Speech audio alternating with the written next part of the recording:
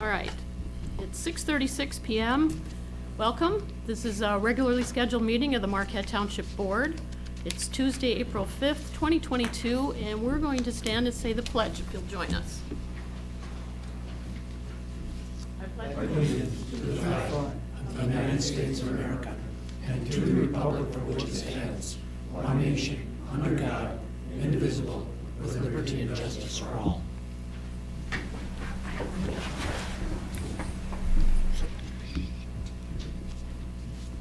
Okay. All right, roll call, Randy, please. Trustee LaRue? Here. Trustee Winslow? Present. Trustee Everson? Here? Trustee Marks? Person. Treasurer Johnson? Here. Clerk Rattari is here, and Supervisor Durant. Here. Staff present is Manager Kangas, our Attorney Roger Zappa is here, and Paul Marin is somewhere. He's our library, He just stepped out a second. okay, he'll be back. He's on our, Paul Marin is on, from our Library Advisory Council, and he's gonna give a library report, so. And that's it. Very good, thank you.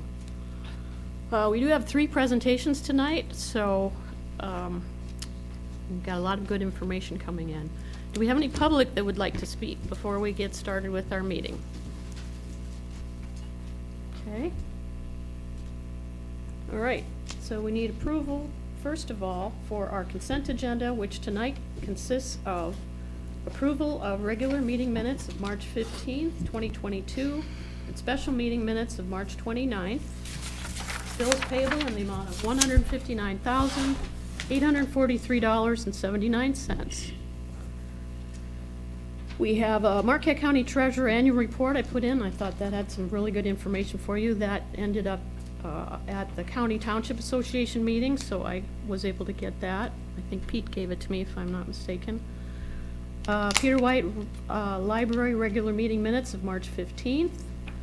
Charter Communication has lots of changes, lots of increases, a couple decreases from March 25th, March 15th, March 1st, February 20th. And the Marquette County Solid Waste Management Authority draft minutes of March 23rd were very interesting. Please remember to look at Recycle 906 if you have questions about batteries or how to do your recycling. You might have noticed that they are going to be working with glass on the roads. This is pretty significant, and they're going to try it. They're also working with tech on being able to repurpose plastic and take it down to its original form. So that's pretty significant. That's all in the packet if you want to read that. We also have a budget amendment 2022-3, so we'll need a roll call for that. So who would approve the consent? I'll move to approve the consent agenda. Support. Motion and support. Do you want to read the resolution? I will, yeah. Okay. Okay, present to the board Budget Amendment 2022-03, and the highlight of that is authorization is requested to allocate revenue and corresponding expenditures for the Eagle grants. All work is done by UP Engineers and Architects. The Stormwater Fund grant is involved in the culvert replacement, and the Wastewater Fund grant is for the design of the backup generators for Center Street Lift Station, and the Water Fund grant is for affordability and planning services. And you can see the corresponding changes in each budget. Okay. You can do your roll call. Yeah, let me, hold on one second. Forgot to make my big agenda, so I have to deal with the small one, so that's why. So it'll be like a little bit less, but, Between yours and my glasses, we're all goofed up. yeah. Okay, Treasurer Johnson, Yes. Trustee Marks, Yes. Trustee LaRue, Yes. Trustee Winslow. Yes. Trustee Everson, Yes. Clerk Rattari is yes, and Supervisor Durant. Yes. Motion carries 7-0. Okay. We just need approval then of the remaining agenda. Okay, I'll add, before we do that, I was going to say that. I'll make a motion to approve the agenda with added the MAPS presentation for the millage sinking fund under C, under Board Education Privilege Comment C. Support. Okay. All in favor? Aye. Opposed? Thank you. did forget that. Unintentionally, but it just kind of slipped through the crack. Sometimes it's harder when we have a 3-week bye. It you know, is. It's harder to keep in touch. Okay, I'm not aware of any conflicts of interest with the board tonight, so we'll start out with our library report, please. Mr. Paul. Good evening, trustees. I will be short since you have 3 other presentations and since I see that you received the minutes of the meeting that I'm reporting on. The meeting in March mainly had a presentation by the Adult Services representative. She said that the recording booth is now open. There is a memory lab where you can transfer your slides, negatives, videos, audios onto the most recent formats. There is now, I don't know about this, fellow attorneys, but there is a Michigan Legal Self-Help Center. It's the only one in the UP, and they even have statutory wills there. So that's now available at the library. They're showing movies again. On April 29th, they're featuring the author Mary Doria Russell speaking there. She wrote the book Women of the Copper Country. And they are working on digitizing the mining journal. They're up to 1924, and they expect to be up to 1940 very soon. They reported that there has been a 35% staff turnover at the library since the pandemic began. A lot of experience gone out the door. And as you may recall, I'm serving on the Strategic Plan Committee, and we reviewed proposals from 3 organizations that wanted to be our strategic planner, and we selected one, Fast Forward Library. So they're going to be contacting people in the community. So, you know, you may get contacted about your views about the library as part of this process. It's just started, so it's expected to be done by the end of the year. And as you may recall, there was a donor, anonymous donor, who said, I'm going to pay for this. So it's not costing the library any money to do this. So that's the highlights in my estimation, but if you have any questions or comments or feedback, I'd be happy to hear that. Anything from the board? Randy? I had a correspondence with the director, Andrea, and she's going to be coming here next month to give like the annual report. Okay? And then sometime in June or July, probably in June, we'll go over the ballot language for this fall, for that library proposal. Okay, Okay? wonderful. Hey, thanks. We appreciate you, Paul. Thank you all. You can stay around. I'll make him feel bad now. All right. Okay, Michael, you're up next here.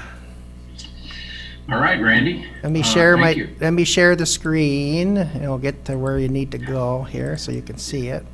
Thanks for zooming in, Mike. I know you had worries about your For sure. technical abilities. Yeah, the sun just popped out here for just a minute, so that'd probably give me another 20 minutes. Oh. I won't take that long. Can you make that full screen there? I'm trying here. Okay. Sorry.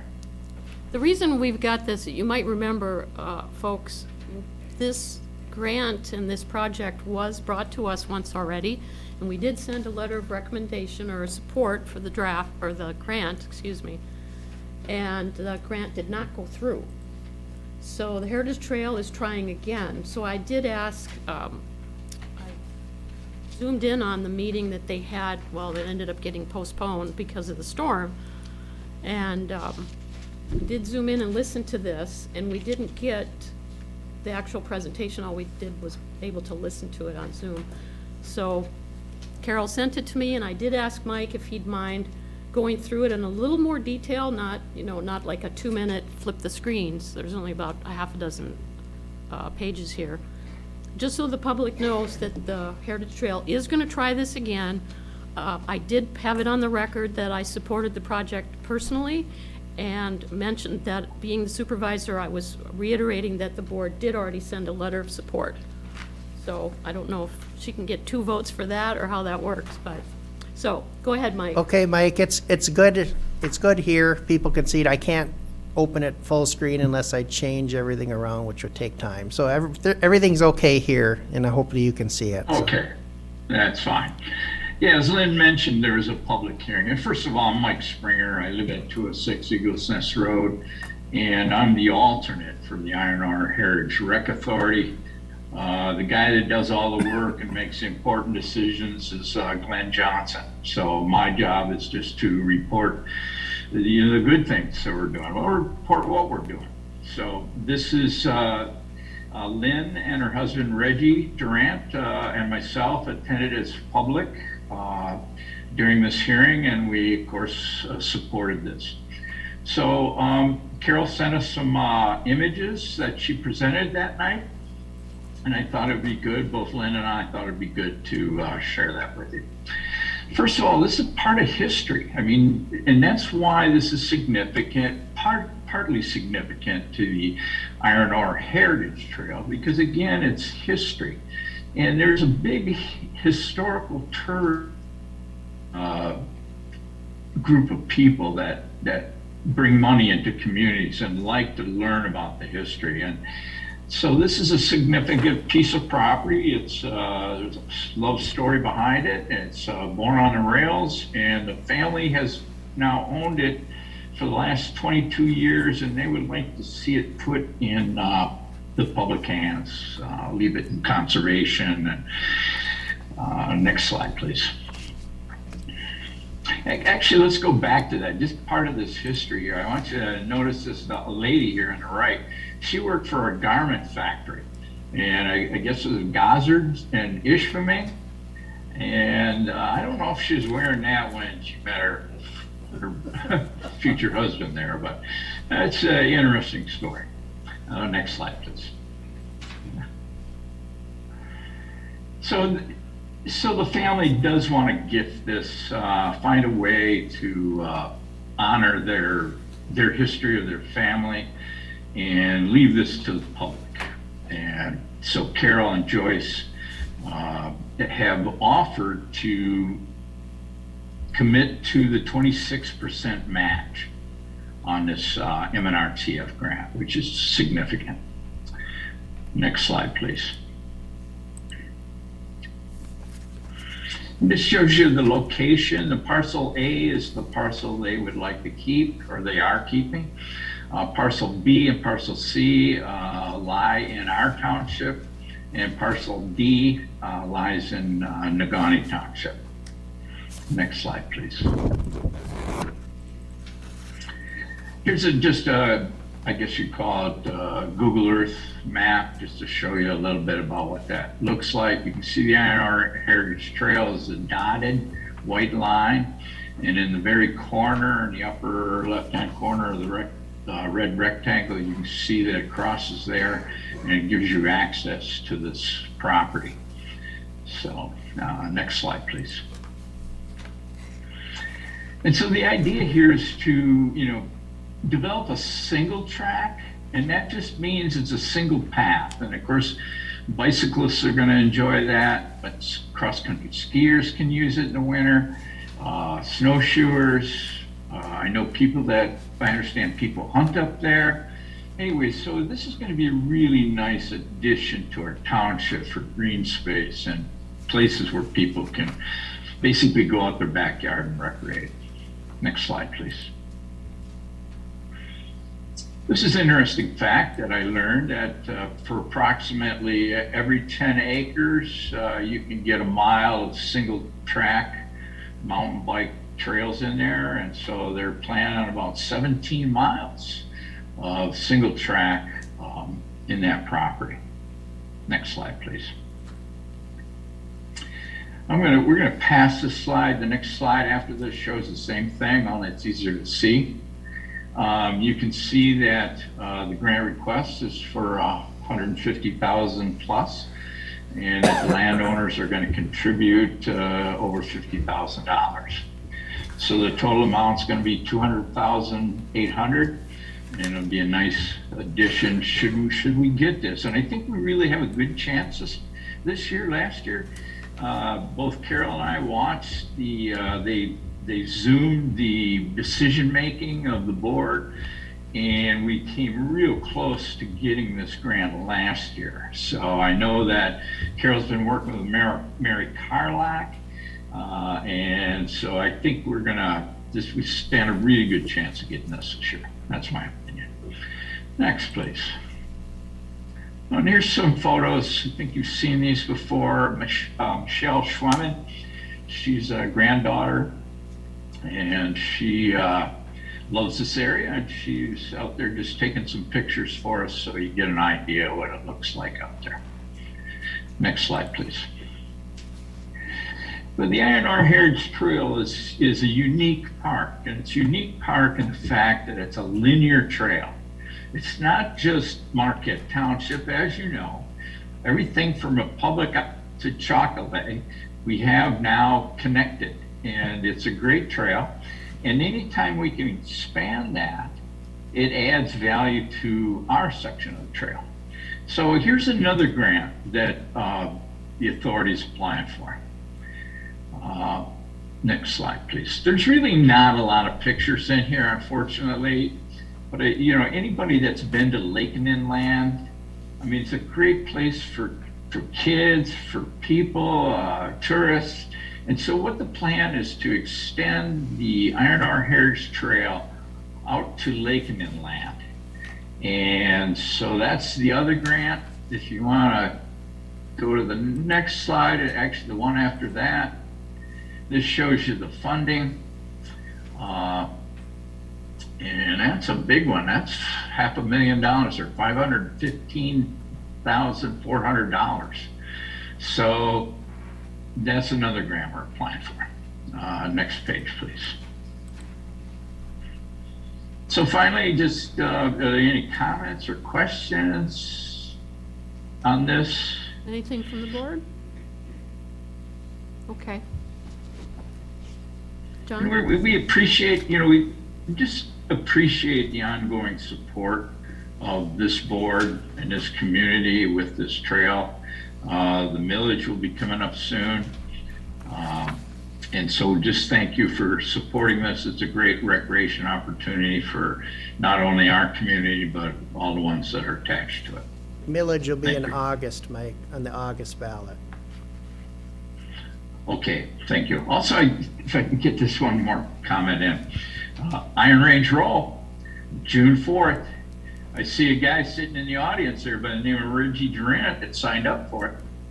So you want to get in now before the price goes up.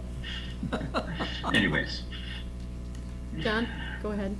thank you. There's Thank you. been a couple of years of work gone into this, and I appreciate all the effort of all the people involved. I'll move to authorize the supervisor to draft a letter of support for the Lake to Lake CISMA. That's good, but that's later in the Yeah, agenda. that's a little bit later, A John. little later, that isn't now.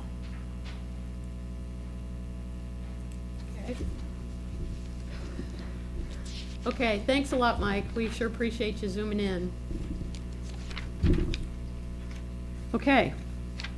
Next presentation is MAP Sinking Fund. Oh, no, the single track, or no, okay, we're good then. Okay, so I'll get that up for Zach here.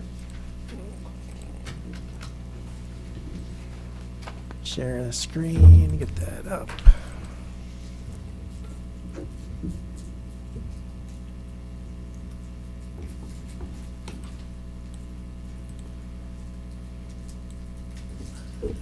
Okay, I think you're all set, sir. Thank you. Good evening. Zach Sedgwick, new superintendent, Marquette Area Public Schools. Appreciate you guys having me here tonight. I'm going to try to keep this brief.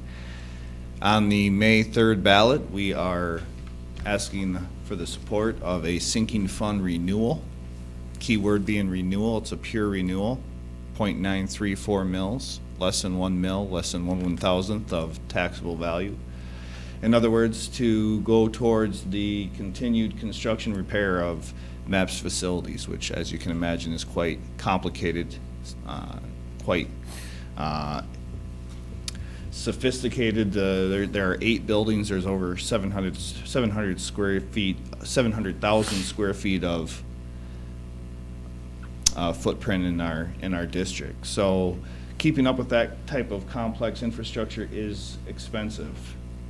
Now, in order to take our general fund dollars and put them towards programming, a little bit of which I'll talk about here shortly, it is necessary for us to renew the sinking fund. It's over $1 million, about $1.1 million a year that we can put towards that infrastructure and for some creative programming that's applicable to these types of dollars. And I can give you some examples of projects here in a moment, but if you look at the screen, I gave you some examples just with pictures. My little, Maybe it don't work on Zoom. Let me see. no, I thought we were all set, but, I can move it. oh, for you know just- what? Oh, there you go. Okay, now we're going here. All right. So anyway, some notable items, you know, I always talk about academics, the arts and athletics. There's some pictures there that indicate some of the projects that we're looking at. In the bottom left, picture of one of our labs. Our labs are extremely outdated. Just one example of something that needs upgrading. Renovation of our high school labs. Bothwell, many people that have frequented Bothwell know the upstairs is quite outdated and needs to be renovated. And various programs, some of which are included. Kaufman Auditorium needs some work. Our athletics program is continuing to need funding. We have a lot of outdated equipment. We have to be careful with equipment, but some things are applicable, like the football field, which is paid for in part by the last sinking fund dollars. Some additional projects that were paid for with sinking fund dollars, you may have seen the new parking lot at the high school. We have new entrances in all of our buildings, which have made our buildings more secure. We have another parking lot in the works at Graverette. We have air conditioning units, various mechanical projects, and then some of the creative ideas I mentioned before, such as labs and instructional spaces. I would say indoor spaces and outdoor spaces. One of the things that I'd love to do, if we can map it out, is to put in some additional outdoor learning spaces, otherwise known as playground spaces, at our elementaries. This past year as a principal in an elementary school before taking over as superintendent, I can attest that with COVID, we never were outside so much as we were the last couple of years, and kids were literally playing with sticks and rocks. As we used to joke, it was happening as they were outside trying to find any way that they could to be outside because of COVID and just fresh air and the importance of being outside. So, sinking fund dollars, just some quick definitions here. Sinking fund dollars allow us to have a pay-as-you-go type revenue source rather than a bond, which requires us to borrow money with high interest.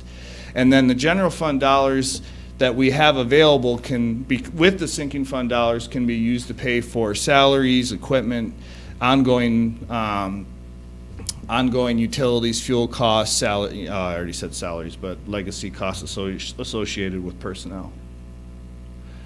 The sinking fund renewal, again, 0.934 a year, that's less than 1/1000th, so that generates over $1 million, about $1.1 million a year. As I said, I already mentioned the pay-as-you-go. It cannot be used for supplies, salaries, or equipment. That would be general fund dollars, and it cannot be used to purchase land or property, buildings, etc. Just a quick example of what the cost of the taxpayer might be. 0.934 mil, again, that's your taxable value. Taxable value is generally half of your appraised value. So a $100,000 home, the taxable value would be half, or $50,000, and times 0.934, it's going to cost that taxpayer about $46.70 a year for a $100,000 home. Again, some pictures. These are current pictures. The top left is a high school roof. The top right is a water expansion tank at Graverette, and the bottom right is our parking lot that's going to be replaced this summer. It is a complex infrastructure, and we can use every bit of that $1.1 million simply on infrastructure repair and maintenance. But again, by having the sinking fund dollars, we don't have to necessarily target those projects with general fund dollars. We did work with a local architectural and engineering firm, along with our custodians and maintenance staff, administrative staff, to generate a spreadsheet, or essentially a formula for how we can rate projects. Instead of it being a squeaky wheel getting the grease, or just my opinion on projects, we really took what was an assessment in 2014, along with the assessment of our engineers that we're working with now, and we more or less created a project rating based on some of the factors that you see here. So we looked at condition, criticality, life expectancy, and even public impression, and then we generated a overall project rating, and then ranked or sorted our spreadsheet according to that project rating to try to come up with an objective formula for how we prioritize these projects. I then took that list and more or less generated a short list. Our current sinking fund expires in 2023, so December 23, so we don't have that much longer, and we won't get very far into that list with our current sinking fund. But if it were to be renewed, it would be extended to 2033. That maps it out for quite some time where we can really hit quite a few of the projects necessary to keep up with our infrastructure. I want to emphasize that it is not, there are no new taxes. It is a pure renewal. So this is not going to cost the taxpayer any more money. And I think that's important in light of some of the financial hardships that we're all aware of out there. And I'm cognizant of that, aware of that, and would certainly appreciate our public support, our taxpayer support, and your support for the sinking fund renewal. And I wanted to keep this brief, so I won't take too much longer, but I do have a before and after picture to give you just one example of one of the projects that was recently done. This is the makerspace at the high school, before and after, before in the bottom left, after in the top right. And you can see the difference that was made in that particular space. The makerspace is where you see a lot of your, not robotics, I'm searching for the word for the, 3D printing machines is the latest rave. And there is a whole component or whole dimension of the makerspace that you can't even see here. This is more of the common work area where kids from the elementary have come to the high school makerspace to work on projects, hands-on projects. There's a whole nother side to the makerspace that has the 3D printers, and it's quite impressive. The before picture is simply basically storage. The after picture, you can see how much of a difference that made. Again, we're trying to, the sinking fund dollars really allow us to get creative with our general fund dollars and do some of these creative programs. Last thing I wanted to mention, it's all about the kids. This young lady in this picture, I like to highlight her because she made this presentation for me. She made the flyers that you're looking at. I've got the script writing class making the PSA for me. Not only am I not real creative with the graphic design, but the talent is in the kids, and also the future is in the kids, and that's why I'm here, and that's why I hope you support the sinking fund renewal. Questions? That's a lot. I actually do have one. Let's assume that this doesn't go through. Okay. Everybody says no, I don't see that happening, but. Right, I hope not. What would you do? What happens? Well, we'd have 1.1 or roughly 1 million of our general fund going towards infrastructure repair. So things like free summer school and free after-school tutoring that we're doing now, along with some other creative programming for dealing with the impact of COVID-19. And I could speak at length about that. I haven't gotten into that. We have a strategic plan. It's all about MTSS, multi-tiered systems of support. It's addressing the academic, social, emotional impact of COVID-19.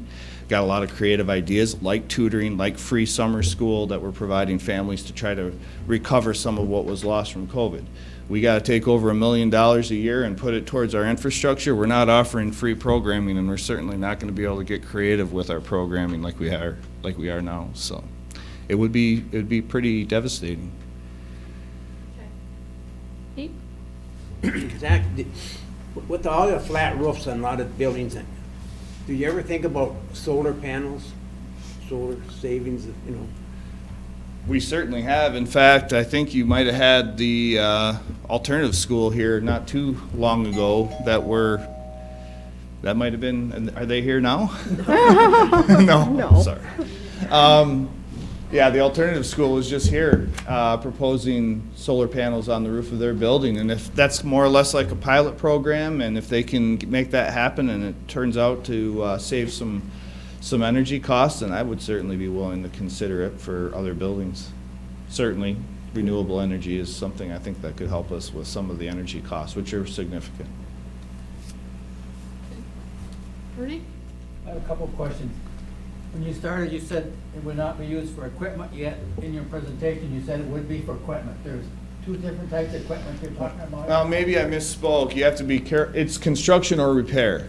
So what it does do is it allows us to take our general fund dollars and get creative with programming. So we can't buy equipment with our sinking fund dollars, but if we can have sinking fund dollars that go towards the roofs and the mechanical and the parking lots and the construction, then our general fund dollars could be used for equipment. So not directly, sinking fund dollars cannot be used for equipment, but indirectly, yes, it frees up our general fund dollars to do just about anything.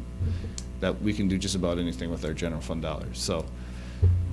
The other question is, when you talk about dollars, I always think jump in my mind all the time. Mm-hmm. You're talking 1.1 million or thereabouts. Mm-hmm.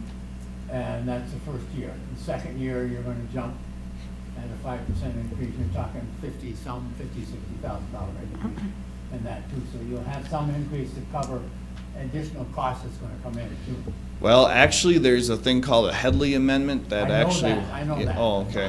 Yeah, so I think it's pretty much a straight $1.1 million. I could double check, but the revenue source has been pretty consistent from what I could see on the books. But that's a good question. I could certainly check in on that. I think the other thing, when you're showing the 3D printers area on that, I got thinking, most of the people, I should say probably a greater percentage of the people in the area probably have no idea what's going on. And it may be something if you could work in an open house on some of these activities that are going on, that you show the before and after. Mm-hmm. This is what was before, this is where we are now, and these are the things we're looking at into the future. Yeah. And that, some of this stuff on that too. So- Yeah, I would certainly be open to having an open house. Absolutely, I think that's a great idea. Anything else for Zach? Linda? So I just want to comment that our children are tomorrow, and it's really, really important that we provide our students with the materials and the education that will allow them to compete in the centuries ahead. And I can tell you from personal experience, the Makerspace is a great place to visit, and I'm sure the Makerspace person would be happy to have visitors come and check it out. And this isn't only about our schools, this is about our community. Our community benefits from our schools.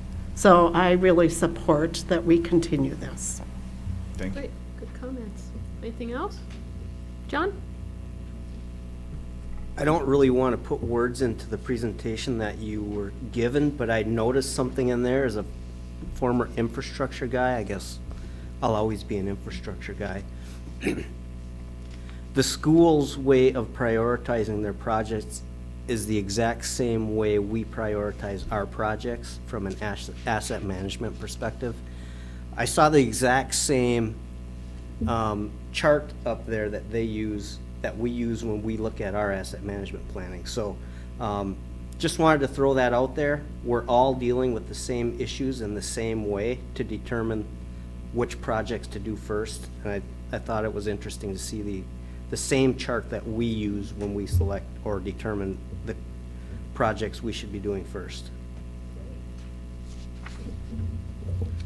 So we're as smart as you are, or you're as smart as we are, one or the other? I don't claim anything. Thanks, well, we appreciate the information. Okay. Next up, community linkage. Anybody have anything to share? I'm hearing from the public. Someone asked about, they told me they have one for the city, the glass collection dumpster for the city. On Wright Street? They have one in Stockton. I wonder why Marquette Township don't have one over here. So I just thought I'd bring that up. Yep, we have talked about it. We'll end up talking about it probably this year. And also, on a garbage collection, I stopped into the people, the employees working on the truck, and I asked them, well, the recyclable, are they full when they pick them up? And they say, a lot of them are not filled. What you can do, you don't have to bring them out every week. You can bring them out every other week, and that saves labor and everything else, because when they start figuring their cost of recycling, all that comes into factor. That's why they had raised it before, because of the time it takes for it to pick up all these things. But if you don't need it, put it out every week, don't put it out. You know, so. Yep, thank you for mentioning that. I was going to include that because it was one of the points that Brad brought up at one of their last meetings. I'm really glad you said that. But that's true. Don't put it out if you don't have to, if it's not full. There you go. That's what I was just gonna say. Why even put it out every other week? Put it out when it's full, It's full. period, you know.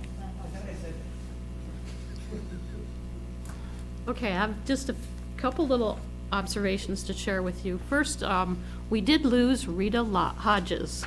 And if you remember, Rita was our first facilitator at our strategic planning in the old hall.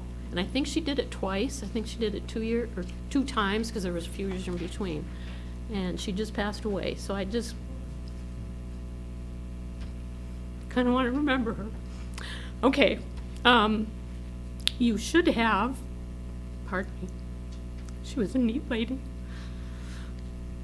You should have a personnel manual from me in the next month, probably. John and I are working on it. I've read it 3 times. I've used a lot of paper and a lot of ink, but we do need to cover that. We're going to do it this year. So I have a tentative date of May on there, and it has already gone through. All we're doing is cleaning it up. There's font differences and alignments off, and some words that are italicized that shouldn't be, or they need to be, or it's just more of a grammatical type, an English update. Our labor attorney has already seen it. This is from 2014. So if we want to make changes in the future, at least we have a good working document that's a little bit easier to read. So I hope to have that for you in the next month or so. I want to remind you too that our next meeting, the Road Commission is going to be here. We have a joint meeting with them at 4:30. Excuse me, so you don't forget. Pardon me. I need to talk about the roads for a second. If you remember, the county Road Commission asked the county commission for $3.7 million out of the ARPA money that they received. And we did do a letter of support for that. And it finally did go to the commission, and they approved $2 million. We had not even a half a dozen meetings, maybe 4 or 5. The County Township Association chair pulled about 8 supervisors together, and we kind of tried to figure out how we thought maybe this money could be spent, or make recommendations to the Road Commission. And in the meantime, the county said, that they were going to give them less. So the recommendation then was, and I didn't attend that last meeting, I was out of town,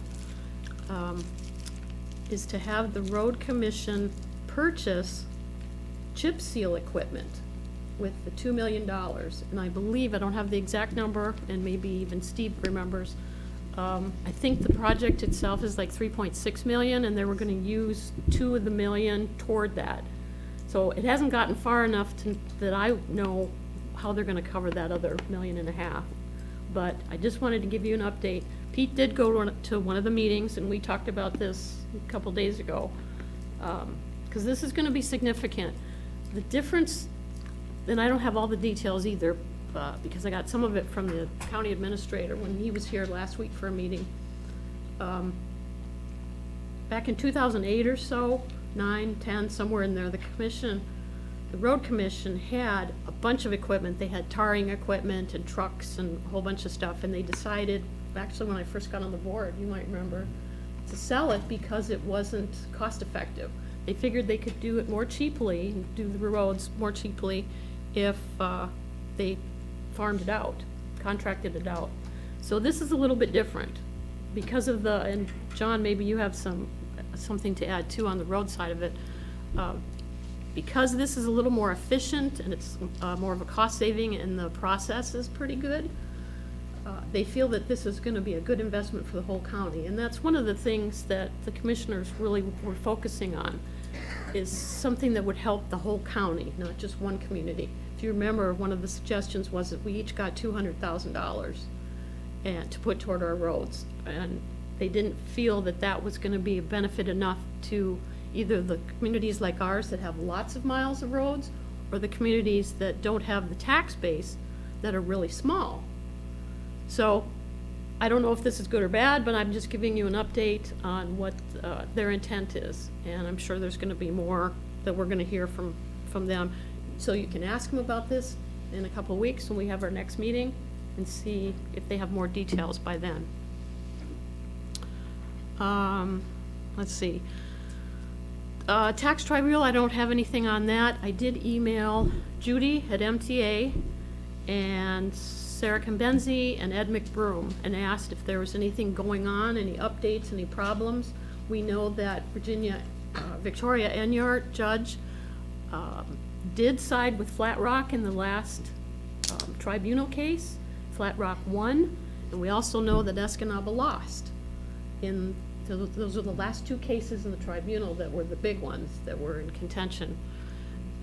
So there's nothing going on, nobody's doing anything, except that our general fund is suffering tremendously because of all the losses that we've had. And remember, we not only have to pay some money back initially when we make these agreements, but every year we have less and less money.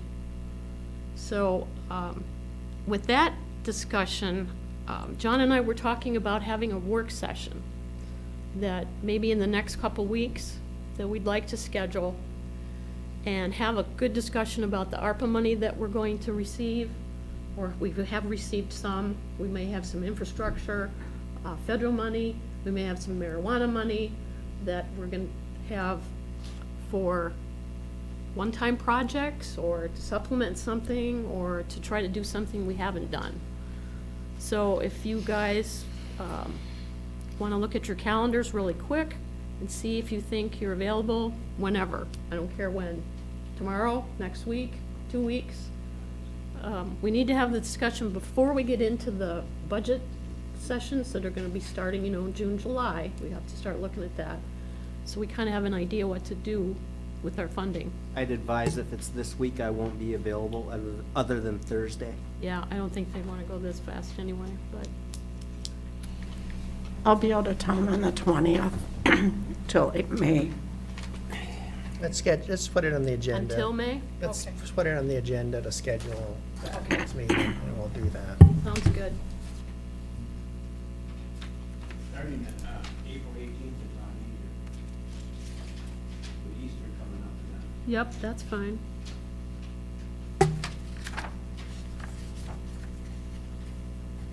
Okay, good, thank you. I just wanted to know how you felt about that.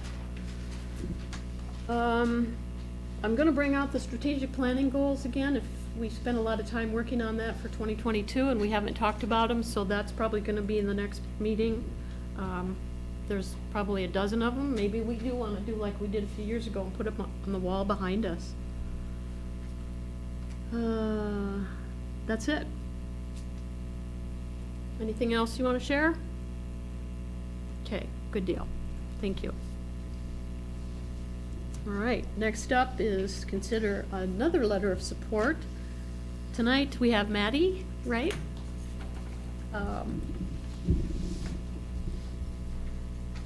This is Lake to Lake Cooperative Invasive Species Management Area, working with the County Conservation District. Yeah, excuse me, yes, we're quite the mouthful. I am Maddie O'Donnell from the Lake to Lake SISMA program out of the Marquette County Conservation District. I am here tonight to ask for a letter of support from the township for a proposal we are submitting. We are submitting a proposal to the Sustain Our Great Lakes Grant Initiative that is run out of the National Foundation, National Fish and Wildlife Foundation. You can go ahead to the next slide. So the Lake to Lake SISMA program is an invasive species management group. We protect the Great Lakes area from, we service 4 counties between Lake Superior and Lake Michigan, and we try to protect native habitats by monitoring invasive species and sometimes restoring areas as well. So butterbur is an invasive plant that some of you probably may have seen. It's very prevalent in the Trowbridge Park area and along the NTN trails. I've got a bunch of it. Yes, so butterbur is a very annoying plant if you have it. I'm sure you're familiar. It is a perennial plant that grows up to 6 feet tall with very wide leaves, and it's rhizomal, which means it spreads through its roots very quickly, and it's very ineffective to hand pull, treat it, because the roots break apart, which spreads the plant further. So most folks in their own yards have a very hard time treating it and managing the populations because they try to pull it out and it makes the problem worse and it gets very frustrating. This causes problems with wildlife and soil erosion. It forms monocultures and pushes out the native valuable wildlife and other plants that we like to see. So we are proposing to survey about 50 acres of trails and land in the township and treat 20 acres at least. We're hoping to do at least about double that, but that's our minimum proposal. And then we are hoping to help somewhere between 50 and 100 landowners do treatment on their own property as well. So we can go ahead to the next slide, and I've just got some examples of what the butterbird looks like in the area around here. So that photo on the left is a photo taken off Wright Street by the trails. If you've just driven down Wright Street, it's what's on either side of your car the whole time, and it invades waterways, which can be really problematic for fish. It's creeping up on the Dead River. Well, it's actually already all along the Dead River, and that is a cold trout stream, so we like to try to protect those whenever we can. So that's a picture from Badger Creek on a private landowner's property. They've been having some troubles and contacted us, so we've been working with them. So we can go ahead to the next slide, and we've just got more examples of it on the trails. It is problematic on the trails, especially because there's so high usage over there that bikers can come whipping through and kind of rip up plants, and same with hikers and dogs and whoever's using the trails that day, and that just furthers the spread. This is significant, especially because Marquette is the only known population of butterbird in the Great Lakes right now.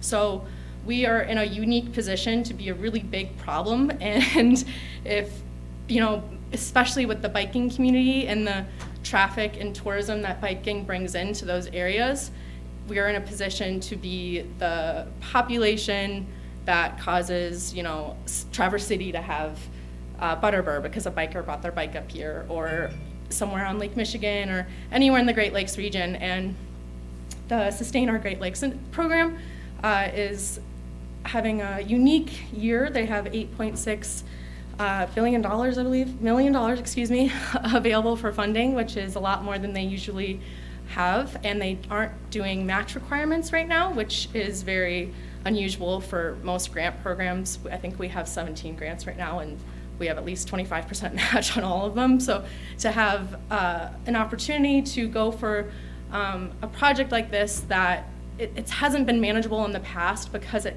has such a great span.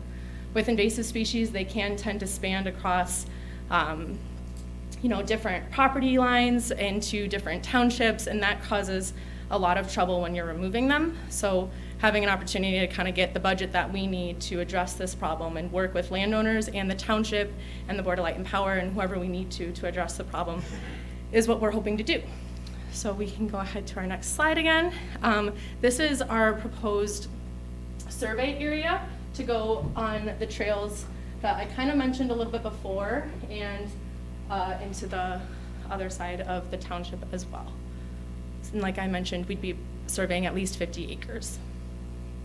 So we can go ahead to our next slide, and we've got some partner support already in the project from the city and the Board of Light and Power. We have consulted with GEI ourselves to help us put some of these budget proposals together and look at what we're going to need to do as far as native plant restoration after we get the treatment. There's a lot of areas along the river where the whole bank is butterbird, so that is going to take some work on the restoration front if we are able to eliminate the population that can create problems with erosion. So we'll have to go in there and make sure that we're putting in new native plants and stabilizing the area the best that we can. So our total proposed budget is $147,000, $450.39, excuse me, and about $35,000 of that would be budgeted for those restoration activities that I mentioned to make sure that we're not leaving the area just susceptible to new invasions. And so does anyone have any questions about what we're trying to do? This is great, Maddie. I'm glad you or at least, anyway, emailed me Yeah. to let us know, because it is in Marquette Township. Yeah, and her and I were sitting in on a conference recently. The Wisconsin Wetlands Association had a conference for scientists and such, and they specifically brought up, unique invasive plant populations. And in this Wisconsin meeting, they were like, has anyone been to Marquette, Michigan and seen the butterbur? And yeah, we're sitting there like, oh goodness, that's not what we like to be known for as the invasive species people. So we're hoping to get our chance here to really tackle it. How are you gonna help the homeowners? I mean, can you go in their yards, call them up and? So for homeowners, we do a lot of treatment already through our program on private homeowners. They just need to contact us and set up a permission form. And then for some of our programs, we do a lot of treatment already with Phragmites. If any of you folks have heard of that, it's really prevalent in Delta and Schoolcraft counties, which we service. And we've got a cost share program set up down there. So we'll come out to folks' land and survey it for free and look at the populations and give them anywhere between a $20 to $75 fee for what the treatment is going to cost. So our initial plan would be to set up as many free treatments as we can, and if the program grows to an extent, which hopefully it would, where many folks are interested, we can look at setting up a cost share if the entirety of the grant isn't able to help us reach as many people as we'd like to. So what's a phone number that we put on our YouTube? What number can they call? Oh, sure. So we can be reached at 906-226-8871. That's the County Conservation District office. And then you can ask to speak to either Maddie O'Donnell or Elise Desjardins. We both are involved with the program and working to submit the final proposal, which will be due on the 18th here. And we got this in time too, that I can put the letter together. Yes, yeah, and I think Elise already sent over a copy of the template to you, but I do have some extras on hand as well if you'd like those. I've got that. Awesome. Ernie? How do you eliminate it? What's the procedure for eliminating it?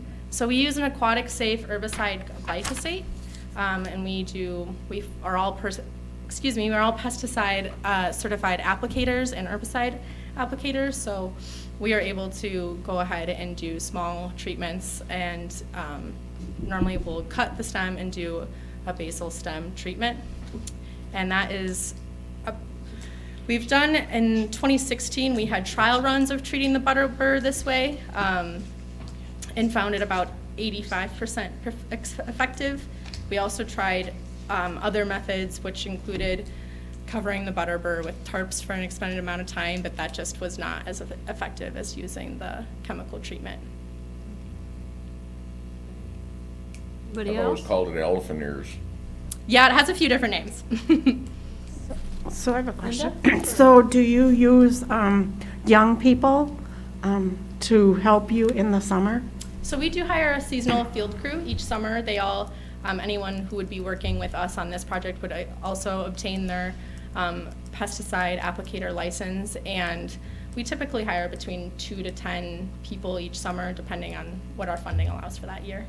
But primarily, it would probably be for this project, me and Elise doing the work ourselves. Other questions? Great, this is good. You guys do such good stuff. You've done Thank you.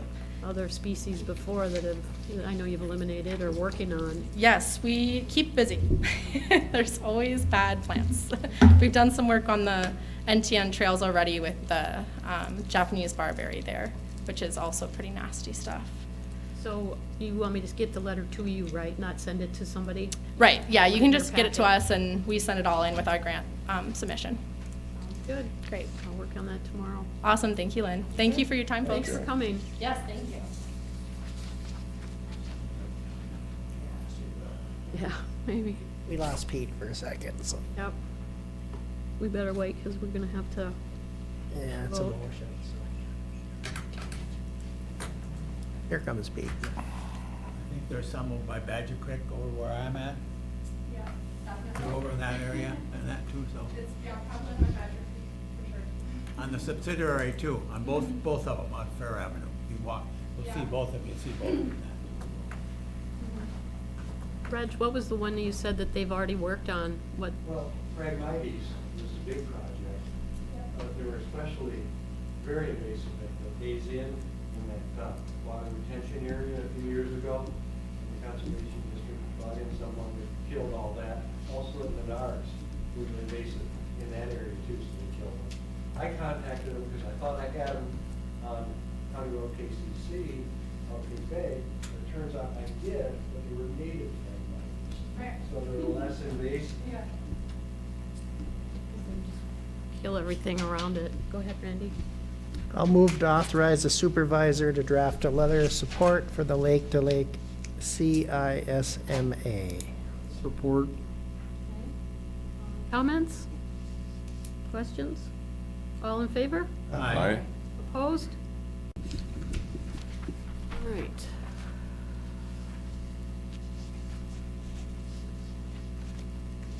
Next up, consider Marquette Charter Township Fire Rescue roster for 2022.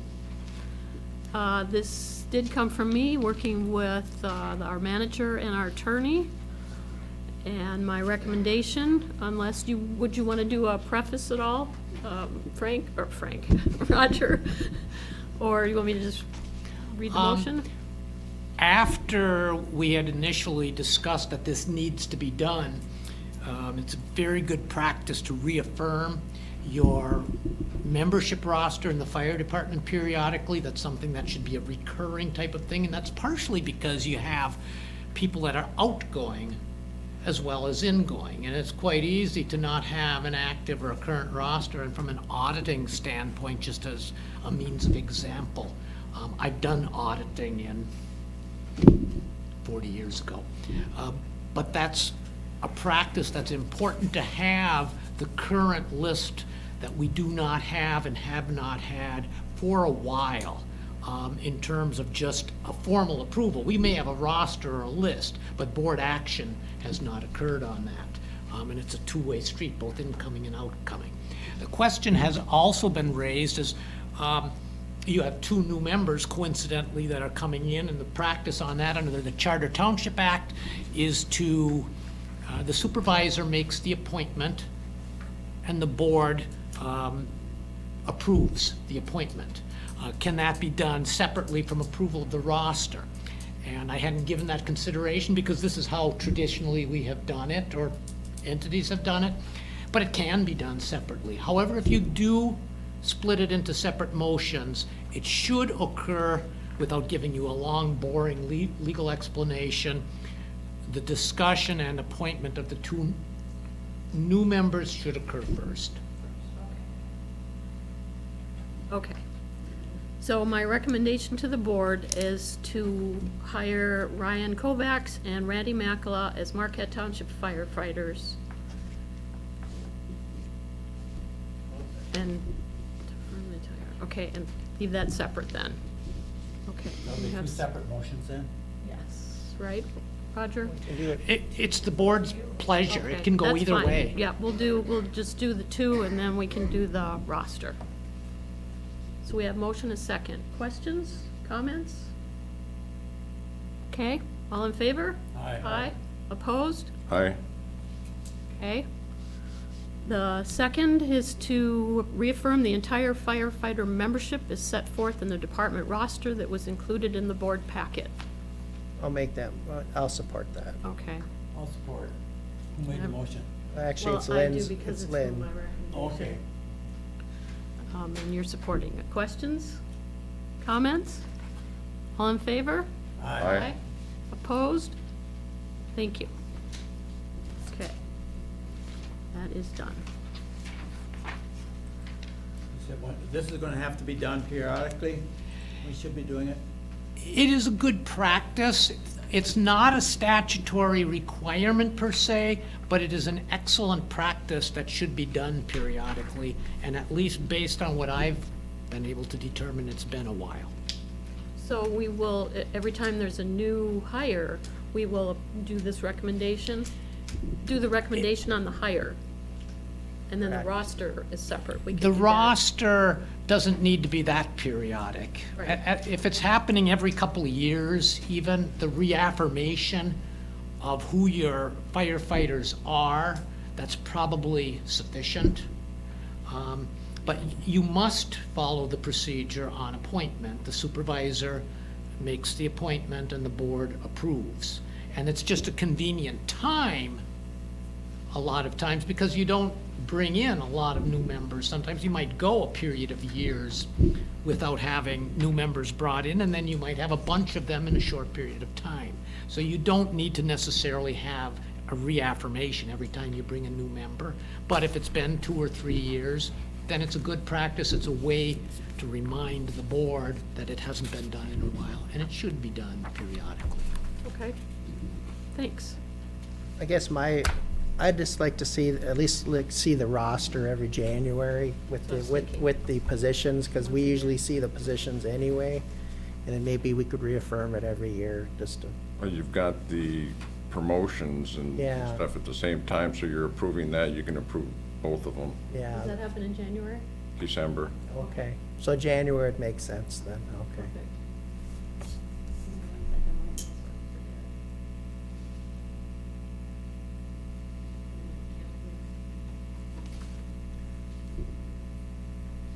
Perfect.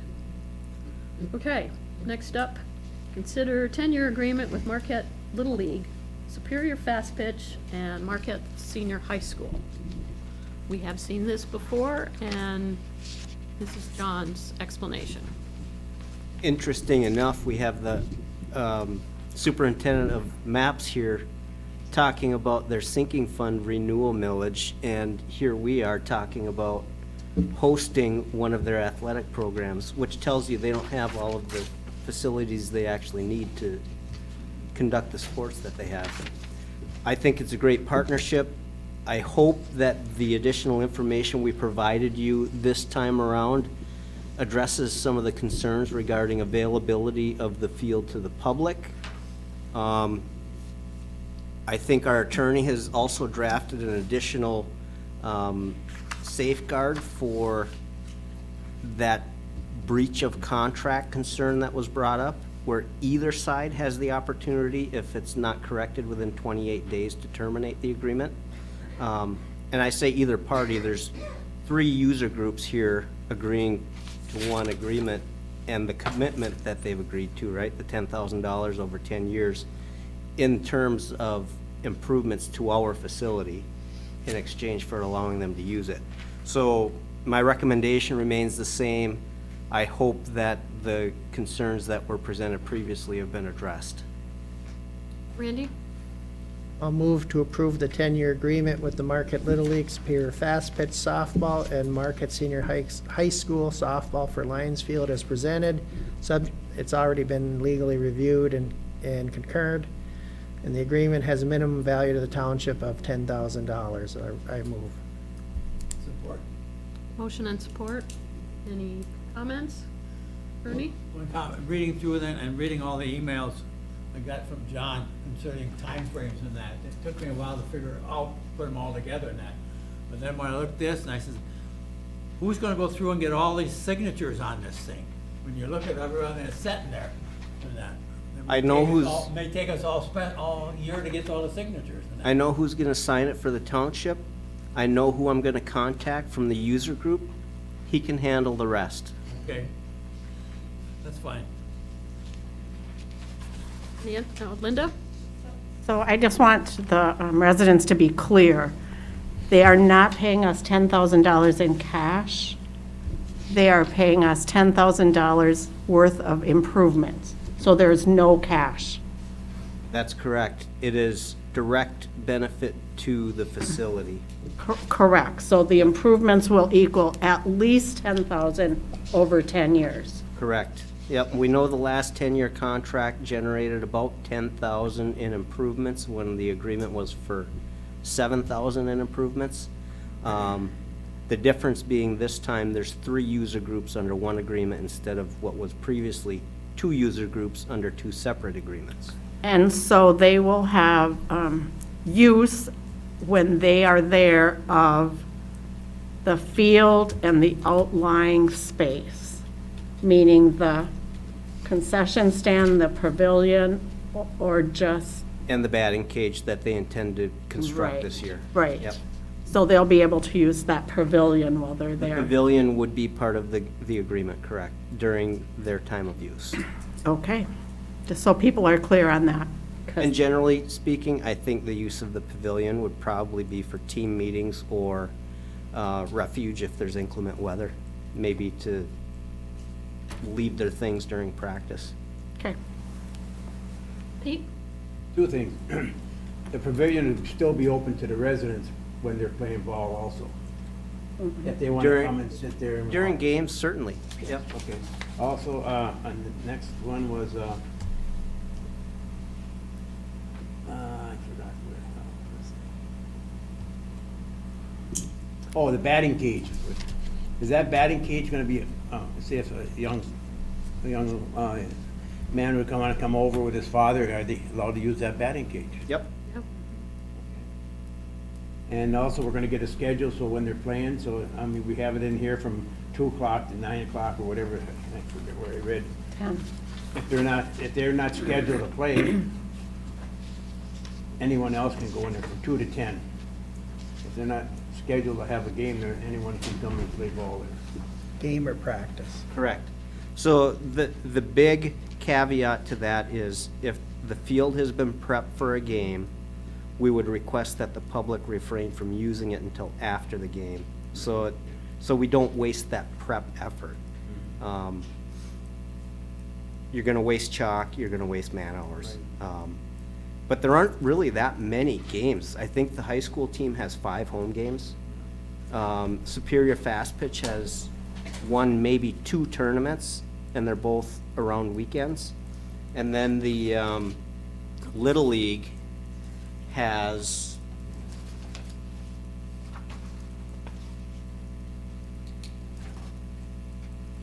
I don't actually have a game schedule for Little League, so I apologize for that. That's still being finalized, I'm guessing. The Superior Fast Pitch schedule is complete. Are they aware that they don't have it August 5th, 6th, and 7th? Yes. They We are- talked about that when we were Right, okay. negotiating the contract, Right. and they are willing to actually assist us in putting the tournament together Good. if we need their assistance. Good. Linda? So just, who preps the field? It really depends on the circumstances. So if it's a tournament, we're not there all weekend. That means the hosting program would be prepping it between games if they need to. If it's a single game during the season, we would most likely prep it during the workday. So the township is paying for the labor and the supplies to prep it? I can't answer the supplies part. I don't know how much chalk we purchase. But we have to But have the a- labor, we're maintaining our facility, right? We're I'm just- dragging the infield I'm is just what we're doing. asking, because Yep. people are gonna wanna know who's paying for that, so, I would guess it's not that frequent. okay. Any other questions? Years ago, that, like in Hurley Field, when we wanted to play ball, we raked it and we chalked it and everything else. Just- I can understand where the question's coming from, so. Back in the day when we wanted to play hockey, we had to take shovels and brooms on the palestra. That's going way You're dating back. yourself Pete now. went back in the day. Randy? Actually, they've changed how they prep fields now. They don't use chalk, they use paint now, and the paint in the outfield lasts a lot longer than the chalk does, so there's a lot less maintenance with that. They do paint the infield lines, and of course, that gets wiped away, but, so they don't use chalk as much as you think they do. They use paint more. They have a painter that paints the lines. Even I'm a dinosaur when it comes to that. Yeah, I have chalk fields. And another comment, that, like the high school fast pitch program, that's self-funded. That's not part of their budget, so they're self-funded, so that's not part of Zach's budget. Sinking fund. Sinking fund. Or general fund. Linda? So, I think this is a great opportunity to do a good thing for our students and for the community. And I would encourage us, if possible, to put the schedules on a water bill and encourage our residents to attend. Yeah, we talked about Yeah. laminating them or something and putting Getting them in the them, but- field, but yeah, it wouldn't hurt. Yeah, probably to let's put 'em let in. our residents know we're supporting this and that they're welcome to be visitors and cheerleaders in the stands. Yeah, Be nice to it's see our 'em high run- school team. Be nice to see them run around the base without having their computer in their hand. Their phone. The phone, yeah. So yeah, let's do that if we can, John. Okay, so we have a motion and support, right? It's 20 minutes ago. All in favor? Aye. Aye. Opposed? Thank you.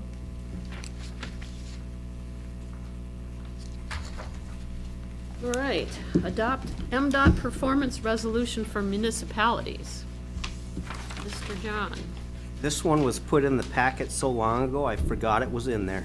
I'm not kidding. But it's really a formality, in my opinion. It's something that the township board has to do on occasion. It's very similar to the fire department roster action you took earlier. What this does is tells MDOT who is authorized to apply for permits on behalf of the township in their rights-of-way. So I have myself and Lenny, Jason, and Eric from a zoning perspective for any of the ancillary activities they do. As of right now, I'm thinking Lenny and I are probably the only ones that have the login credentials for that site, so it's probably primarily gonna be the two of us. But I wanted to have some redundancy available in the event we're both not here when something important has to be applied for. John? Move to adopt the resolution as presented. Support.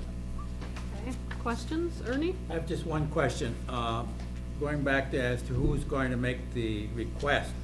If not the manager of the, or Lenny, the other two, will they notify you that, so you're in the loop that things are happening? Yeah, I would guess that the majority of the activities that come up, Lenny and I are probably gonna handle. But there are some things like, say, the tunnel project and then the landscaping project that Jason was working on with that small grant we got from the charrette activities that occurred a couple of years ago.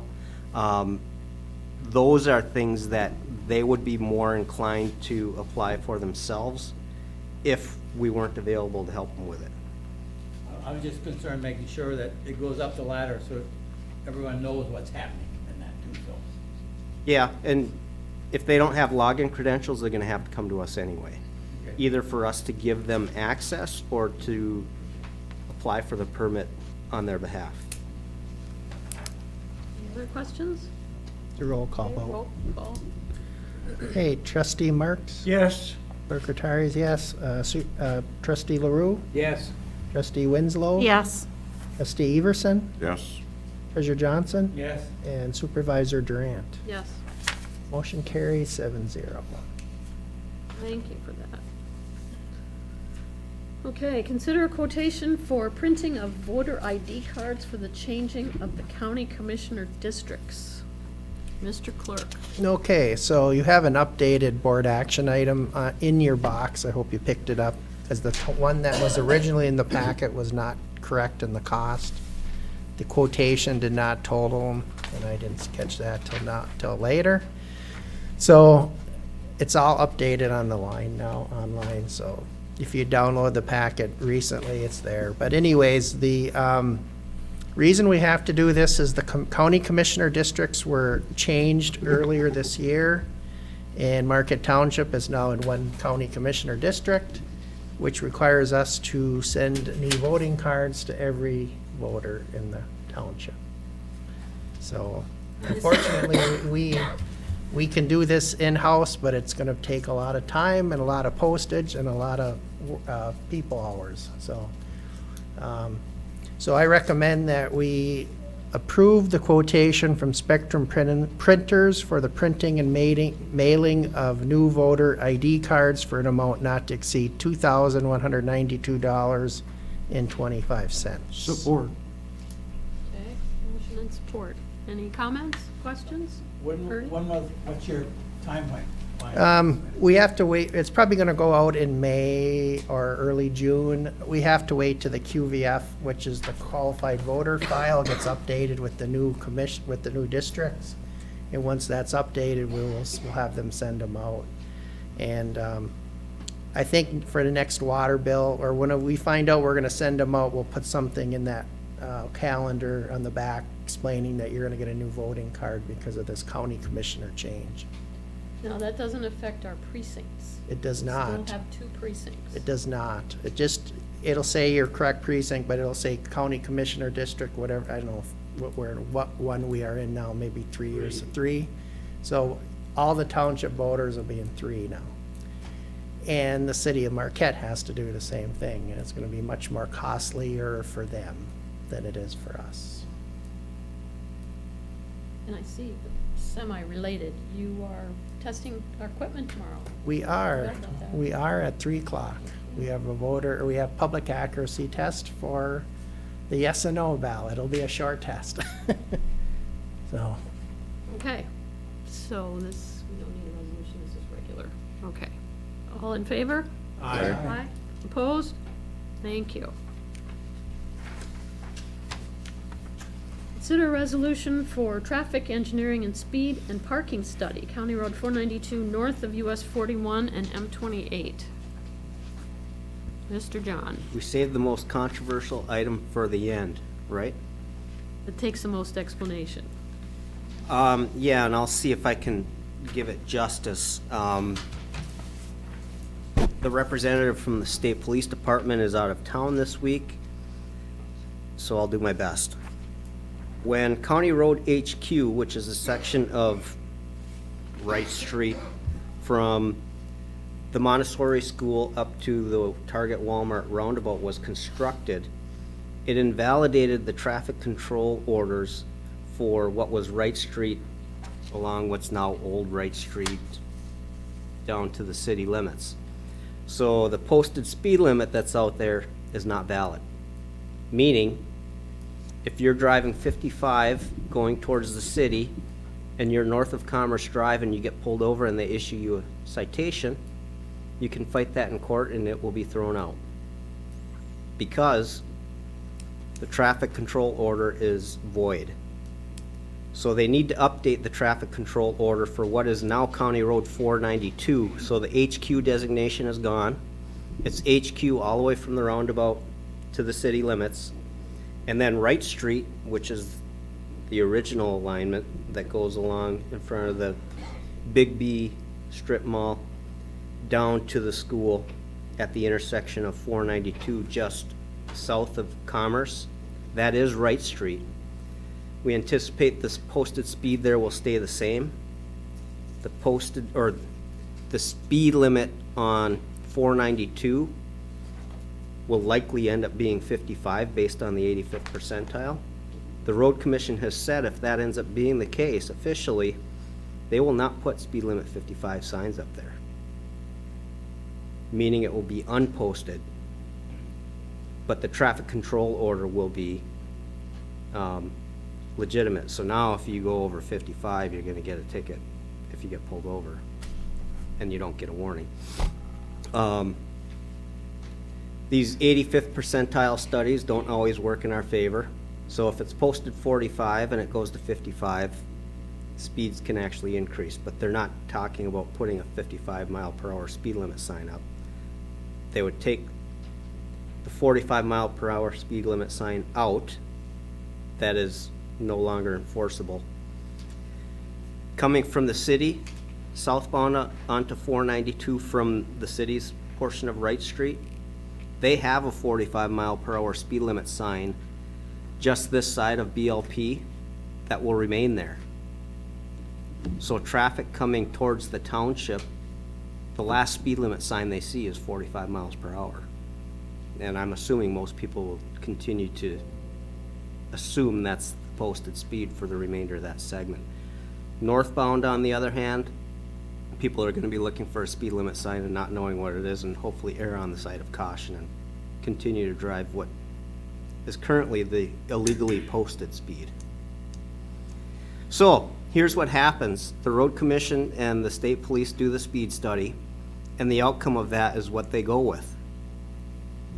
It's up to you whether or not you want to be a partner in that process. If you choose to be, you support the resolution that's in front of you, or you revise it in whatever form you want to. I think what the road commission has proposed is probably the best solution we could expect. I don't anticipate that it'll stay 45 because the 85th percentile is closer to that 55. So we used to be able to actually be a partner with the MDOT and the state police, and they took that right away from us, or privilege, whichever. That law was changed a little bit ago. No, this was supposed to be done a couple of years ago, but you know what happened for the last 2 years? They lost at least a year. COVID.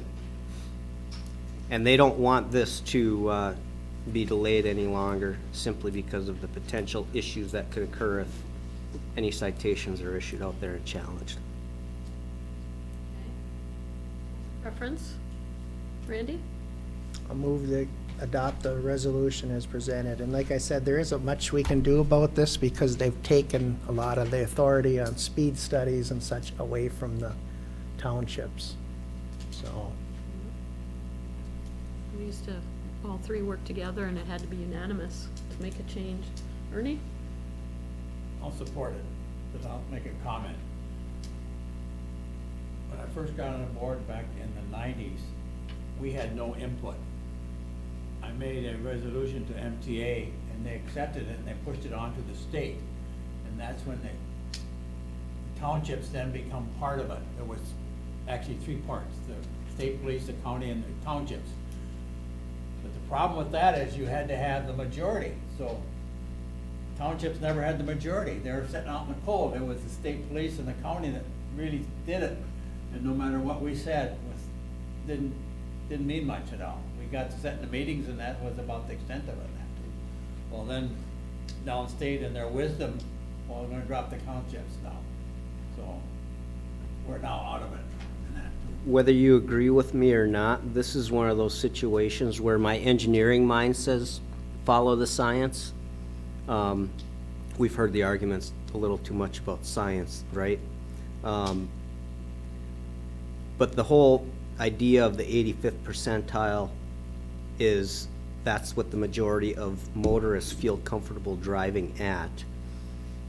And I subscribe to that. You don't have to agree with me, but that's my opinion. Go ahead, Linda. I'll just offer my comment about, we want to be a bikeable community. We want our people to be out on the roads biking. There is a skinny path there, and if people are going 55, that makes it even more dangerous. So that's my comment. And they have to be 3 feet away from the bikers. They're not. Right? They're not, right, Reggie? They're not. Right, John? They're not. Anything else? I'm afraid of the weight of a vehicle at any speed when I'm on my bicycle, Especially when they're behind you. despite everything I just said. roll call. Anything else? Okay, go ahead. Clerk retires, yes. Treasurer Johnson? Yes. Trustee LaRue? Yes. Trustee Winslow? No. Trustee Everson? Yes. Trustee Marks? Yes. Supervisor Durant? Yes. Motion carries 6-1. Thank you. Okay, committee updates we did last meeting, so we'll put that back to the next meeting. Any public comment? Anybody wanna yell at us or thank us or whatever? Any announcements, board? Anything to share? John, you wanna Yep. share yours? I have a request I'd like to make of the manager. A request through the chair to our manager. When time permits, please provide the following. When roundabouts were first proposed to our township, our township was informed that our townships would be obligated to pay for the lighting expense. We have 2 roundabouts of similar size.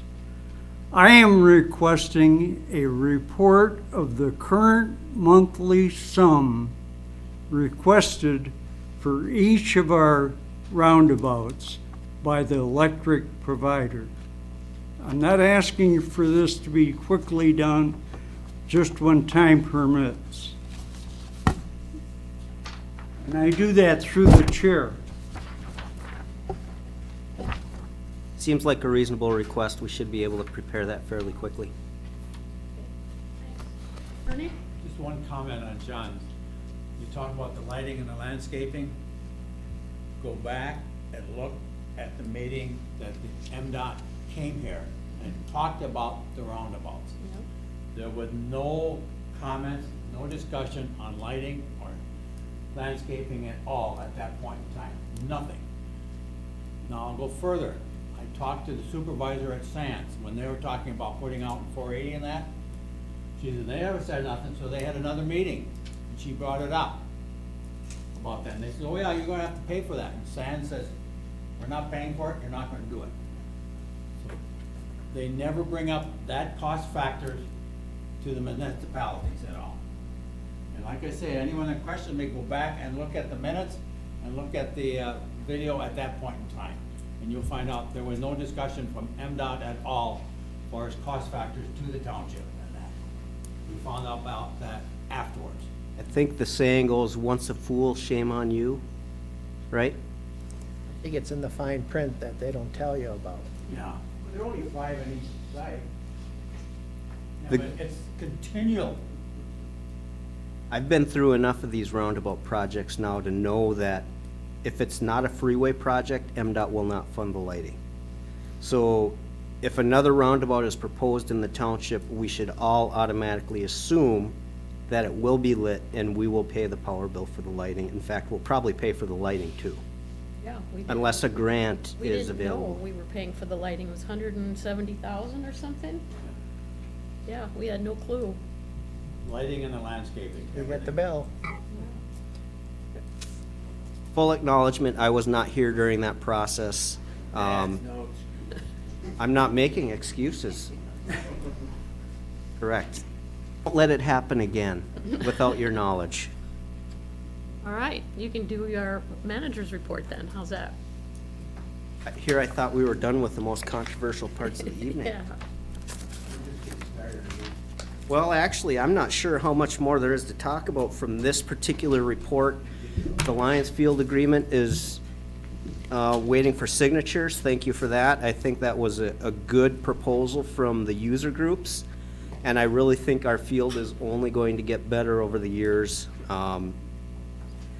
They've verbally committed to much more than they've officially committed to, so this is going to be a good project, and I have no doubt the escape clause will not have to be used. With the current groups, obviously those things could change over time, but with the current groups, I think this is going to be a great project. ARPA funds, we already committed to the purchase of the hydro excavator, which is in our possession. I don't believe we paid for it yet because I haven't seen the invoice.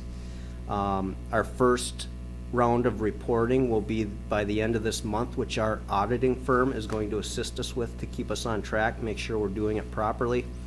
All this federal money, you gotta make sure you do it right so you don't have to give the money back, right? For a couple of $100, they're gonna help us with this first reporting. If we need them in the future, we'll let you know on that. But as Lynn mentioned earlier, we do have additional funding that we still have to think about. We know we're kind of waiting to hear on the grant results for the ambulance, so that's potentially gonna use up a big chunk of what's left. There's other projects out there that we've talked about. One of the things that I've asked Chief Shanahan for is an updated quote for a boundary survey at the fire hall, so we can look at that storage facility again, once we know how much space we have available to use, right? Remember that fire hall was built before we had an ambulance service, so we've got 2 ambulances in that building taking up space that was originally intended for fire response. We did receive our first adult use marijuana revenue check from the state, just over $56,000. That was not a budgeted revenue. So it's part of, again, the discussion that we have to have. How do you want staff to focus that money? Do you want to use it for funding gaps in our law enforcement budget because the millage that we collect doesn't pay for the whole contract? Or are there other things that we want to use that funding for? You could just put it in the rainy day fund and wait for a rainy day. That's perfectly fine too. I think there's plenty of opportunities. We don't want to get dependent on this type of revenue check from adult use marijuana. Things we're hearing is those numbers kind of climb rapidly for a couple of years and then they sink. So if we start putting $50,000 in our budget as a revenue every year and we only get 25 in year 3, now we've got a shortfall. We don't want to do that. So maybe it's an opportunity to fund something that we might not otherwise do. Maybe you lump it in with ARPA funds. We probably don't want to put marijuana funding in with federal funds and report it that way, but something to consider if the project that we decide to do is a little bit more than our remaining ARPA funds. So, Michigan infrastructure funds, it's kind of mind-boggling looking at how much money they have available there. You may recall Lenny had applied for funding for an upgrade of the Cox booster station, the SCADA on our water and wastewater systems, and upgrade of 3 of our existing lift stations. We're continuing forward with the project plan for that. Hopefully, some of that money will come our way in the form of a grant as opposed to a low-interest loan. We'll keep you informed on it, but that's still out there. Drinking water asset management plans, they came up with another $20 million for that. We're still on the list, but I have a feeling we're still not going to make the list, even with them increasing the funding from the original $36 million to $56 million. We still probably won't get funded based on where we sit on the list. And the reason why we scored so low on that grant application, we don't believe we have any lead service lines, so we kind of get penalized from an asset management perspective. That being said, Lenny does have the affordability grant that we received that is actually giving us a bit of a little bit more elaborate CIP for the water system. So we might end up ultimately getting to the same endpoint, just a different way. We've got the hydro excavator to do our lead service line verification. You know, we thought we didn't have any, but we're finding galvanized lines coming from the old wells into the house. Anytime we find one, we're gonna have to replace it. We did one already last summer. We don't know how many more we'll find. And as everyone should remember, this requirement is in the name of public health, so it is not considered an unfunded mandate, meaning a new expenditure with no matching revenue. I guess we do have the matching revenue because we got ARPA funds, but so did everyone else, right? That's about it. Any questions for the manager? Dan? I just would, like to see the $50,000 roughly from the marijuana money, just sit on it. We didn't know we had it, so I don't think we have to rush into spending it. I'm not opposed to that at all. We have another budget process coming up quicker than we are maybe prepared for mentally. It seems like we just finished one, and that's kind of the cycle of life here, right? We certainly could look at it during the budget process for next year. I don't know that I have a desire to rush to spend it unless it's on something that we've already committed to do but isn't in this year's budget. I think about the door openers out here. maybe that's a good one. So we'll schedule that work session to talk about this at the next meeting. And secondly, I just had a question on what the status was of that new pickup. The fire hall? Haven't heard a delivery date yet. But I haven't asked Dan specifically about it in a week or two, so, he never sounds optimistic when I ask him about it, but I guess that's the frustration dealing with the current supply chain issues, right? I hadn't heard anything quite a while. I thought maybe there was some movement on it. I'll check with him tomorrow, see if he's heard anything new. Looking at the $56,000 here, you're talking about being in the 21 revenue, and yet we received it this year. I would say it should come in as 22 revenue, because otherwise you're gonna have, in the audit comments, they're gonna have to have comments as to when this was received, and that saying was not in our budget as revenue. I'm pretty sure Lois has that addressed already, and she would have talked to the auditors about it before designating it 21 or 22 revenue. And if it was 21 revenue, it went straight to the fund balance.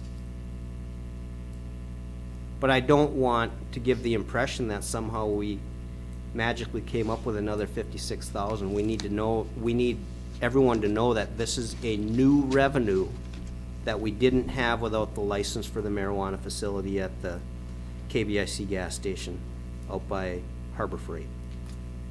That's just gonna be on the revenue report as a separate item, showing $56,000 as revenue then, and that. And It might get lumped into nothing other then in the revenue, but expenditures anywhere to offset that then. yeah, we didn't have anything earmarked for that revenue as a corresponding expenditure, correct? Is that based on their revenue coming in, or is that just a statewide? Every adult use license in the state gets the same amount. So if we had 20 licenses, we would get 56,000 and change times 20. I think that's what Ann Arbor got. It was 18 or 20 licenses they have. Okay. So are you looking at how the state decides how much money it is? Is that what you're wondering? No. We know the feds are talking about decriminalizing it. There may be no state tax revenue for it in the future anyway. Pete? Yes, I would like to see some of that money put towards roads and improvements and drainage. Or pickleball, or, No, pickleball. I mean, we've been shorting our road fund for the last couple of years. We're behind the gun on that, and we're gonna end up going right back to starting all over again. So we promised that we would be doing the roads, and we're 2 years behind, and so we should be using some of that for roads. we've got a couple of roads that were never, ever finished before you start the second wave. If it was put in the list of the roads that we worked on, that was the 1.5% or millage for those roads. Now, the rest of it is separate. You guys are talking about two different things. I can explain it, or John can after. But we'll talk, that's the purpose of the work session. We need to talk about these funds and the expenses that we've got, okay? Not that we can't talk about it at a board meeting, but you know it's gonna be an hour and a half discussion. It just takes too much time. We have to get into this drainage thing because we have a problem with our drains and, you know, just ups and downs and stuff like that, and roads are going right back to before we started. You know, so it just, we have to do something because we promised, and that's, I'll be always fighting for that because we have to get it done right. And I wanna talk to one of the engineers that works on our roads. I have a couple questions for him. I'll ask you first after someday. Yep. Get me when you're in a good mood. Go through I John. am in a good mood. Yep, go through John. Randy? Or maybe I should wait. Just one comment on that. Pete is right. We did promise, but that was before the Dark Stars took money. And that's out of our control, so the residents can't penalize us for Dark Star money that's I know, gone. but we have to do something. Correct, but you can't blame us when the dark stores take it away from us, so. Hundreds of thousands of dollars. uh, Okay, you want to review the motions? Are we good with the manager? I don't want to cut anybody off. Okay, first motion was approve the consent agenda as presented. That was approved. The second motion was to approve the regular agenda as amended with the maps presentation. The third motion was to approve the letter of support for the Lake to Lake CISMA, and that was approved. The fourth motion was to approve Ryan Kovacs and Randy Makla as Marquette Township firefighters, and that was approved 6-1. Fifth motion was to approve reaffirm the firefighter membership as set forth in the department roster. That was in the packet, and that was approved 7-0. Sixth motion was to approve the 10-year contract with the Marquette Little League, Superior Fast Pitch, and Marquette Senior High School softball, and that was approved. Sorry, here, I gotta go through my packet for this one. Seventh motion was to approve the resolution for the authorization to apply for permits within the state highway rights of way on behalf of Marquette Township, and that was approved. And the eighth motion was to approve the quotation from Spectrum Printers for not to exceed amount of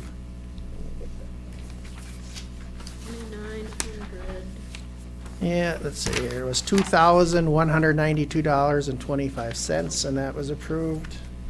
And the last motion of the evening was to approve the resolution for the traffic engineering and speed and parking study for County Road 492, and that was approved 6-1. So lots of motions tonight. And in the action item, which we're gonna put on, is gonna be to put on the next agenda, the scheduling of the work session to discuss the ARPA money. Any other comments? Board member comments? I'm gonna pass this around real quick. And that date is to be determined. We'll put it on the next agenda Okay. to schedule it. I got an invitation from the Upper Peninsula Labor Hall of Fame, and they're asking the board if we'd like to attend their presentation. And you can read it, I'll give it to you guys before you go. I have a sign-up sheet that I have to submit if you wanna go. It's $50 per person, and I'm kinda thinking because they're asking the township board, that the township should pay for it. John hasn't even seen this yet, I just got it in my mailbox. So I want you guys to look at it, or if you need to look at it tomorrow, I'll have it on my desk. It's May 14th, Saturday night, and they are indicting, if that's the correct word, Kathleen Carlson and Michael Tybalt. They're iron workers, and AFSCME asked me, labor. Kathleen is labor, and he's an iron worker. And they say this is a very high honor, and your presence at this celebration is extremely important. So, I'll pass this around. When do we have to let them know? I think like by the end of next week, but I'll check that when I go back to the office, just to make sure. But I wanted to give you enough heads up time. Did you say it was a dinner? It's a buffet with a cash bar and the ceremony. And for $50 per person, covers complimentary hors d'oeuvres, beer, and wines at 5 o'clock. And then the presentation's at 7. So it's kind of an evening. And I suppose if you wanted to bring somebody, then you could just pay the extra $50 yourself. Because I wondered if it'd be staff or who, but it's addressed to the board. If I wanted to bring John, it would be. Make him pay. That's all I had. Any other comments? One, I got a couple. Yeah, Randy. Okay, so tomorrow we have public accuracy tests for the voting machines, so that's at 3 o'clock. It shouldn't take very long, probably 10 to 15 minutes. So if you miss it, it's too bad. And I'd like to give a shout out to Lois Stonehouse, her last week here. 22 years of service for the township, so. Yay, Lois. Is there gonna be a little cake and coffee? or- Yeah, 2 o'clock on Thursday, and you got an email on that. Oh, yeah. So, I'll be in you'll be in Green Sar- Bay getting yeah. my knee. But anyway, I'd just like to say, I invited her to the board meeting, but she does not like to come to board meetings. You did do a resolution. I know, though. board member. Yeah, so we will give her a little item of appreciation Thursday and send her off into the sunset, so. She's been wonderful. Thank you, Invaluable. Lois. And she doesn't like the word retirement, because she said she's not retiring. She's gonna enjoy it, She's gonna though. do something else, so I've not told her anything about retirement, because I'm not retiring, she says, so. Just doesn't want a full-time job. She just wants a change in schedule, which I don't blame her, so. But thank you again, Lois, for 22 years of service to the township and doing, a real good job, so. Yep. Any other comments? Yeah. Sure. So it's great, the snow's starting to melt. With that comes some unsightly things in people's yards. So I would encourage everyone to clean up as best they can, because we want to be a township that we are all proud of. So, and that's what I would encourage tonight, cleaning them up. Okay. To wait till some of the snow melts. The next meeting's April 19th. And remember, road commission before that. 4:30. 4:30. Yeah, 4:30. so. Right here. They'll coming here. That's it. Okay. Somebody want to give a I'll let Dan make the last motion, since he likes to do that. I don't want To make a motion, we adjourn. I'll support. All right. All in favor? Aye. Aye. Opposed? Don't dare say no, because I'll end up in a minute. 8:23.